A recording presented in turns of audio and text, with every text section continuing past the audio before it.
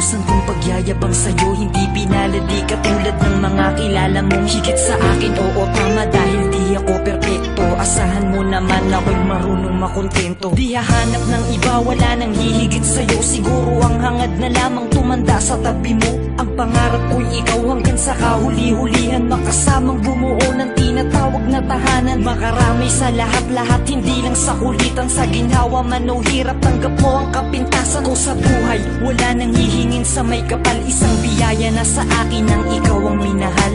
Ikaw ang minahal, ikaw ang minahal.